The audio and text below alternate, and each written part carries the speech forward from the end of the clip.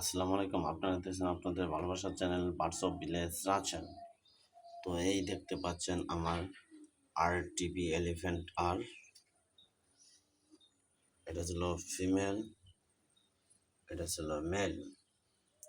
টিভির মেল, ঠিক আছে। টিভি এলিফ্যান্ট নাম্বার দেখতেই পাচ্ছেন, কান কিরকম বড়